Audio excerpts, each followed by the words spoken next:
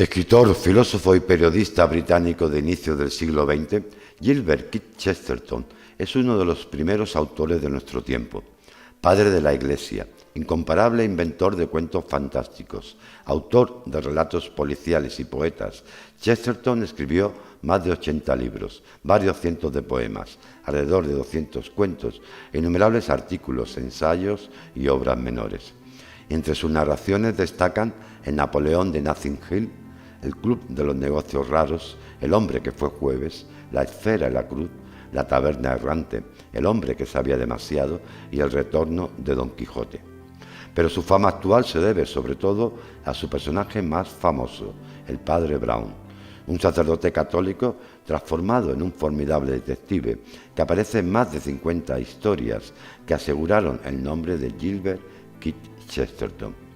En 2013 comenzaron los preparativos para abrir su causa de beatificación, pero en el 2019 se anunció que por el momento esta causa de beatificación de Gilbert Keith Chesterton no sería abierta y sería aplazada. ¿Cómo están, amigas, amigos? Algunas de las realizaciones artísticas de la narrativa inglesa de principios del siglo XX, con varios logros absolutos, tendrán un valor decisivo para las letras universales. Junto a la de Norteamérica, la literatura inglesa, que experimenta un considerable aumento en su número de autores, alcanza en este periodo un nivel, tanto en prosa narrativa como en ensayo, envidiado por el resto del mundo. Pero en general y hasta los años 20 asistimos a una serena perduración de la estructura decimonónica, un tono que es supervivencia del siglo XIX y hace que parezca que en un principio esta literatura no logre frutos tan valiosos como en el siglo anterior. Podríamos establecer el año 1922, año de la publicación del Ulises de Joyce, obra que remata toda la exploración literaria decimonónica, a la vez que siembra semilla de novedad como hilo delimitador que marcará un antes y un después.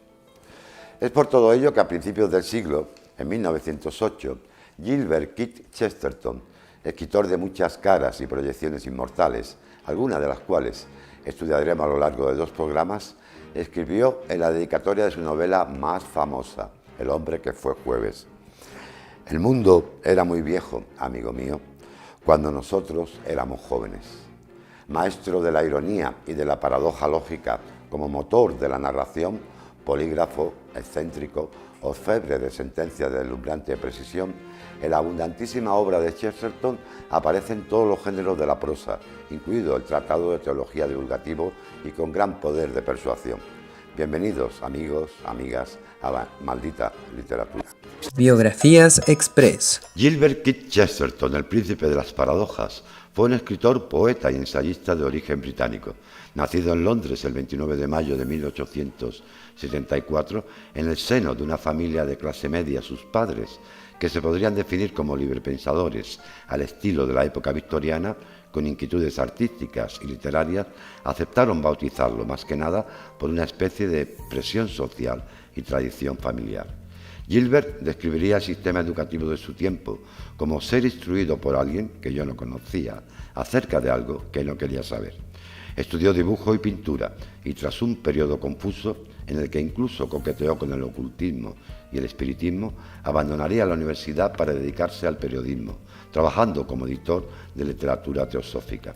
En 1901 contraería matrimonio con Frances Bloch, anglicana practicante, quien en un principio le ayudaría a su acercamiento al cristianismo, para más tarde convertirse Chesterton en un creyente católico totalmente convencido.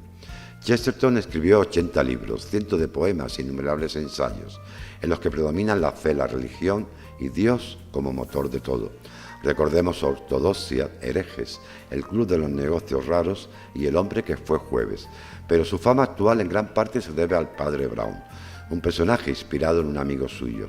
Se trata de un sacerdote católico de apariencia ingenua, cuya agudeza psicológica lo convierte en un formidable detective que resuelve sus casos no en virtud de una clave racional o lógica, sino psicológica, apelando incluso a lo sobrenatural y monstruoso. En la gran pantalla, el padre Brown ha sido interpretado en 1954 por Alec Guinness y en una serie inglesa de 1974 por Kenneth Moore. La personalidad conservadora y religiosa de Chesterton ha hecho que a menudo sea más valorado como mero propagandista católico que por su imaginación, destreza e ironía literaria. Tras agonizar varios días postrado en su cama, Gilbert K. Chesterton murió a los 62 años el 14 de junio de 1936. Chesterton era un hombre físicamente grande. Medía 1,93 m y pesaba 130 kilos, lo que originó muchas anécdotas famosas, algunas de las cuales son apócrifas o falsas, pero otras realmente ciertas. Una vez que cedió su asiento en un transporte público, se dice que en él se sentaron 3 señoras. Durante la Primera Guerra Mundial, otra señora le preguntó por qué no estaba afuera, en el frente, a lo que él respondió: si te colocas de lado, verás que sí estoy muy afuera, al frente. En otra ocasión, Chesterton le comentó a su amigo George Bernard Shaw: al verte, cualquiera pensaría que una hambruna asoló Inglaterra, a lo que éste le respondió: y al verte a ti, cualquiera pensaría que tú causaste la hambruna. El escritor y humorista inglés Wodehouse llegaría a describir el ruido de un choque muy fuerte con las siguientes palabras: un sonido como si Chesterton cayera sobre una lámina de hojalata. Chesterton solía llevar una capa y un sombrero arrugado, un palo a modo de espada en la mano y un cigarro colgando de su boca. Apenas cuando era niño, en un paseo familiar, él y su pequeño hermano Cecil iniciaron un diálogo en medio de un jardín y empezó a llover. A pesar de ello, continuaron su conversación hasta que la terminaron. Su mujer controlaba todos sus compromisos y le llevaba siempre la agenda al día. Cuando el matrimonio vivía en Birmingham, el escritor subía cada día al tren y hacía sus gestiones en Londres, según este programa preparado por su esposa. En cierta ocasión se olvidó en casa este programa y telegrafió inmediatamente desde Londres a su mujer lo siguiente: estoy en Londres y no recuerdo por qué. Le telegrafió: ¿qué hago en esta ciudad y a dónde debo presentarme? Y recibió en la oficina de correos la siguiente respuesta urgente: Gilbert, vives en Birmingham, saliste a comprar tabaco, haz el favor de volver inmediatamente a casa. Otra vez fue al cuarto de baño para bañarse y después de algún tiempo se lo oyó rugir: maldita sea, si ya he estado aquí. Resultó que tras salir de la bañera se había quedado absorto y al cabo de un rato, al ver la bañera llena, había vuelto a meterse en ella. En otra ocasión, al volver de un viaje, su mujer le pidió perdón por haber olvidado meter su pijama en la maleta y le preguntó: ¿compraste otro? Gilbert pareció sorprendido y contestó: no sabía que los pijamas se compraran. ¿De dónde se imaginaba que salían los pijamas? Continúa siendo aún un misterio, como ese que encierran muchos de sus libros. Debido a casos como este y al hecho de que de niño era extremadamente torpe, recientemente se ha especulado sobre si Chesterton era un caso no diagnosticado de disprasia o de trastorno por déficit de atención.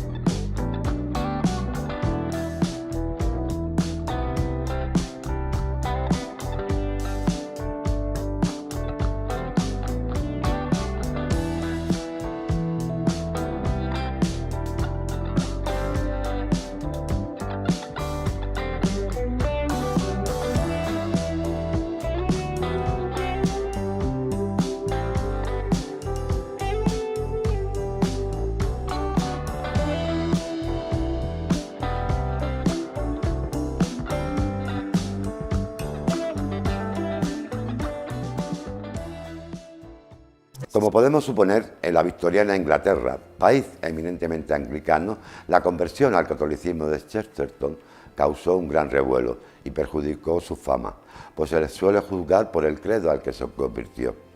Mientras los católicos lo alaban y exaltan, los librepensadores lo niegan y reprueban. Innegablemente, Chesterton es una inspiración para muchos católicos, pero fue también un hombre de genio, un extraordinario y originalísimo escritor que demostró una comprensión y una amplitud de mira ausentes en muchos otros autores. Uno de sus mejores y más representativos ensayos fue publicado en 1908 con el título de Ortodoxia, especie de autobiografía espiritual y vagabundo que completa lo ya iniciado en otro libro publicado 3 años antes, Herejes.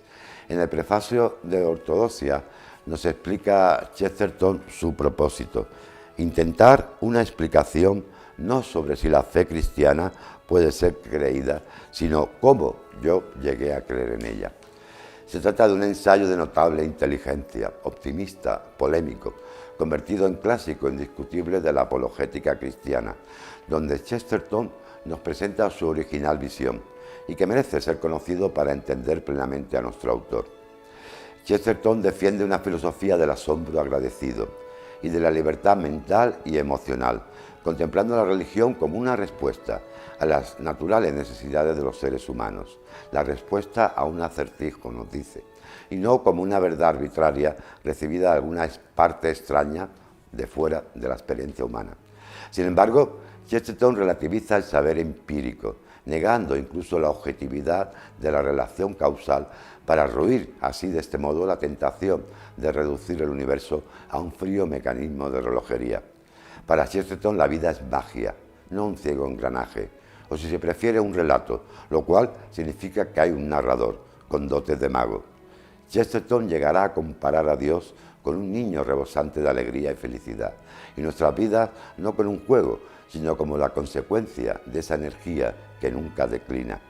Así, por ejemplo, para él denigrar este universo y exaltar el suicidio, no el suicidio inspirado por la desesperación, sino por un obsceno pesimismo existencial, constituyen para Chesterton el mal definitivo y absoluto, mientras la fe significaría una segunda infancia, un volver al jardín de nuestra niñez, a la casa del padre o a los brazos de una madre de infinita dulzura, al mismo tiempo que significa un sentimiento viril, pues hace falta coraje para perseverar en la alegría, ya que es mucho más fácil dejarse seducir por la tristeza con su encanto superficial.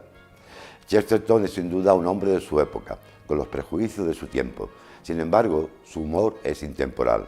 Sus argumentos pueden resultarnos más o menos convincentes, pero su chispa, su ingenio, nunca nos dejan indiferentes.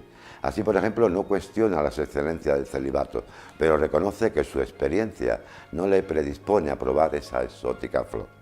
Sostiene que deberíamos dar gracias a Dios por la cerveza y por el Borgoña, bebiendo con moderación y sin privarnos de su exquisito sabor. Afirma que los milagros son la libertad de Dios y que no deberían asombrarnos cuando hemos reconocido la libertad del hombre como un derecho fundamental de las sociedades civilizadas. Como vemos, el humor en Chesterton no es un simple adorno, sino que se eleva a categoría filosófica.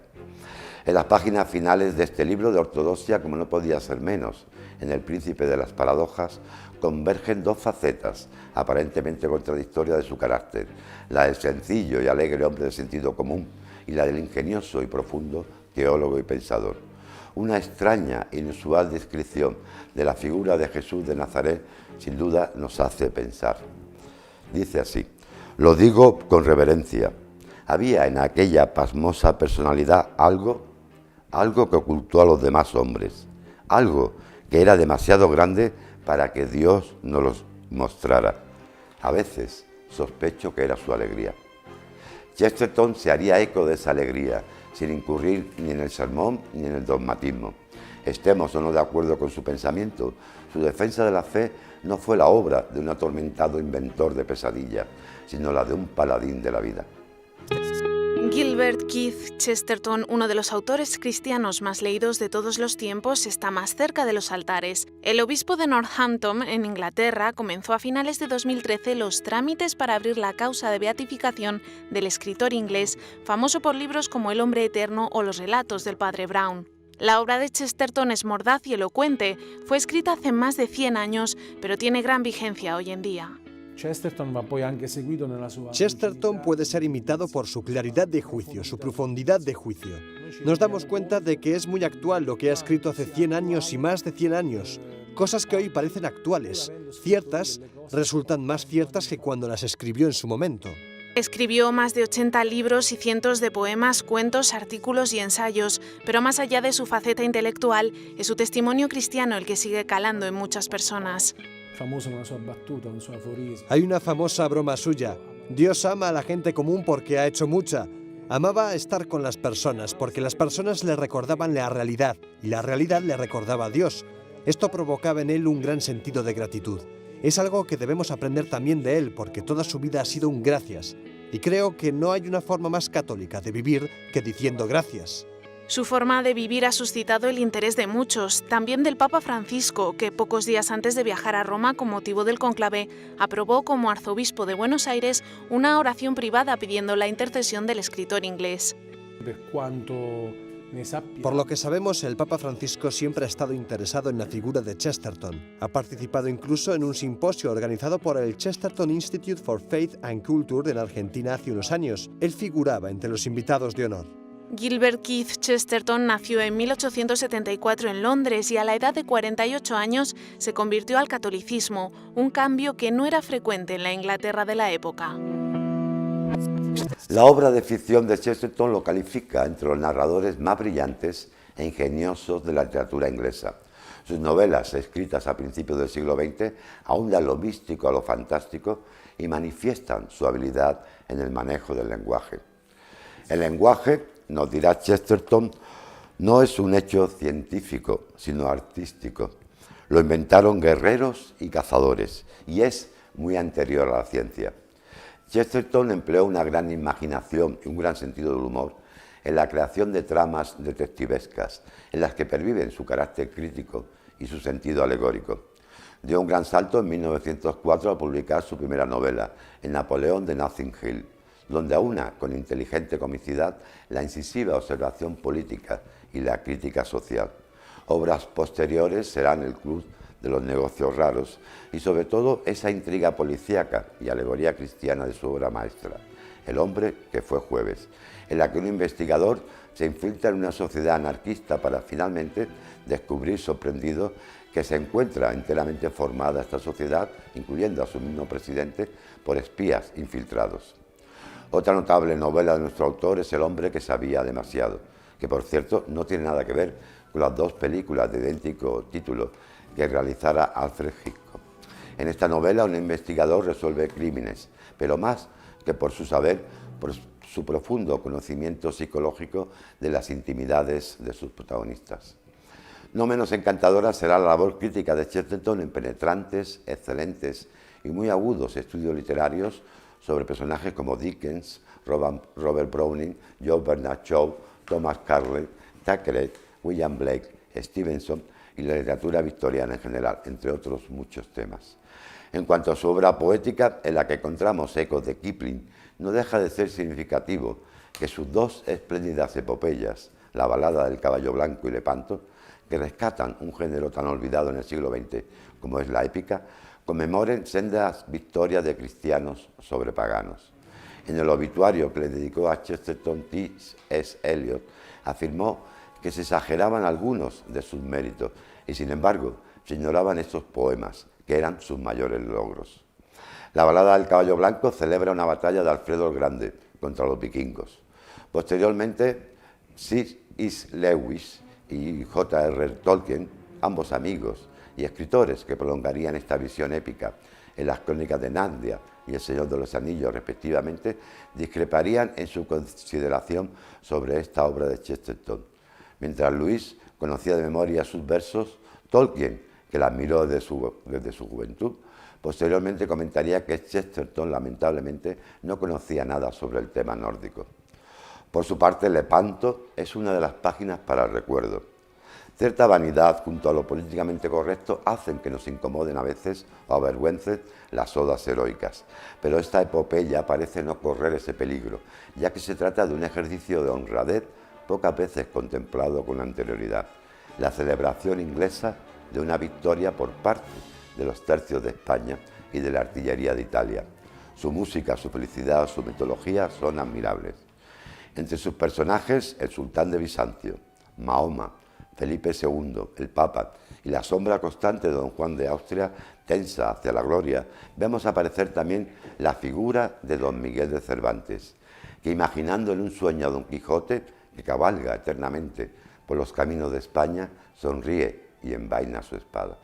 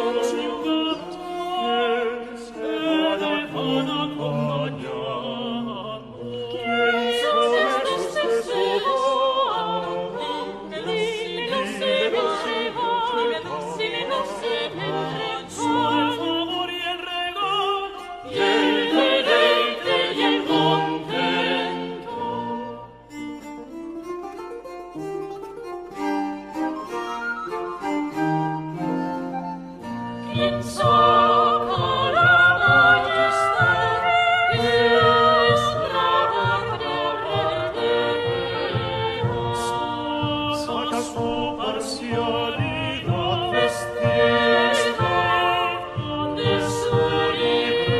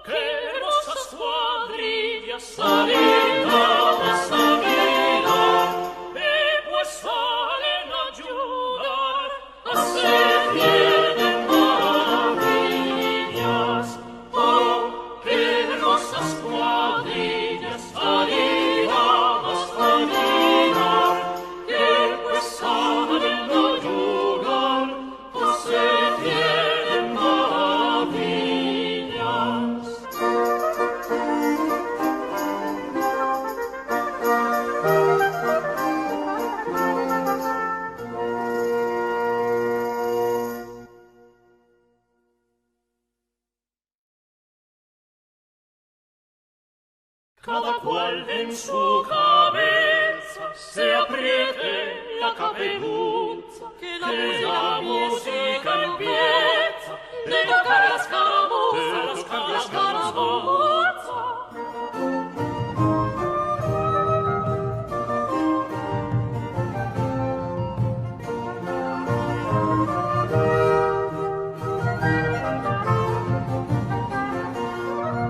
La ballesta te envía a dos de su compañía que arremetan los primeros. ¡Día caballeros, abarcaos, abarcaos, abarcaos, abarcaos!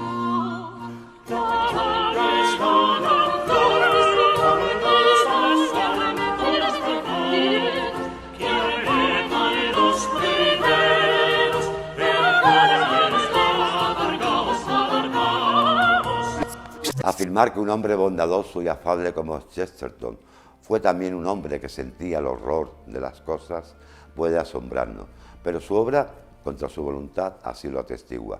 Había algo en el fondo de su ser, en el barro de su yo, que propendía a la pesadilla. Su valerosa obra, prototipo de la sanidad física y moral, siempre está a punto de convertirse en lo contrario, en una pesadilla. Así, por ejemplo, compara las plantas de un jardín con animales encadenados y la noche con una nube mayor que el mundo y un monstruo hecho de ojos.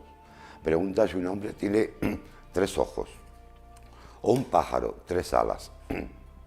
Habla, por ejemplo, de un muerto que descubre en el paraíso que los espíritus de los coros angelicales tienen sin fin su misma cara. Habla de una cárcel de espejos, de un laberinto sin centro, de un hombre devorado por autómatas de metal. Habla también de un árbol que devora a los pájaros y que en lugar de hoja da plumas. Esta presencia de lo terrible y monstruoso, como descubrió Borges, se encuentra siempre en Chesterton. La semana que viene concluiremos nuestro retrato de este hombre que pudo haber sido Kafka o Poe y soñar pesadillas no menos admirables que las del autor del Proceso, El Castillo o El Gato Negro, pero a quien algo extraño y maravilloso, una especie de esperanza o de fe en lo humano y en lo divino, algo que brilló siempre en su pensamiento y en su prosa, lo distinguió de estos otros autores tan atormentados por sus fantasmas. Él prefirió ser Chesterton, un hombre que quiso recuperar la niñez y valerosamente optó por la felicidad o fingió haberla hallado. Y debemos agradecérselo. Muchas gracias por su atención. Hasta la semana que viene. Cuídense. Whoosh, splash, glug, glug, glug, glug. Whoosh, splash, glug, glug, glug, glug. Whoosh, splash, glug, glug, glug, glug. Old Noah, he had an ostrich farm with fowls on the largest scale, and he ate his egg with a ladle in an egg cup as big as a pail. And the soup he took was elephant soup. What elephant soup? And the fish he took was whale, but they all were small to the cellar he took when he set out to sail. And Noah he often said to his wife when he sat down to die, I don't care where the water goes if it doesn't get into the water. Don't let it get in the water. The cataract of the cliff of heaven fell blinding off the brim, as if it would wash the stars away as suns go down the sing. And the 7 heavens came roaring down for the throats of hell to drink. And Noah he cocked his eye and said, it looks like rain, I think. Shame! The water has drowned the Matterhorn as deep as a mended mine. But I don't care where the water goes if it doesn't get into the water. Glug, glug, glug, glug. But Noah he sinned, and we all have sinned. On tipsy feet we trod, till a great big black teetotaler was sent to us for abroad. And you can't get wine at the Penn Chapel or Eisteddfod, for the curse of water has come again because of the wrath of God. And water is on the bishop's board and the higher thinker's shrine. But I don't care where the water goes goes. If it doesn't get into the wine, let it get in the wine. Glug, glug, glug, glug.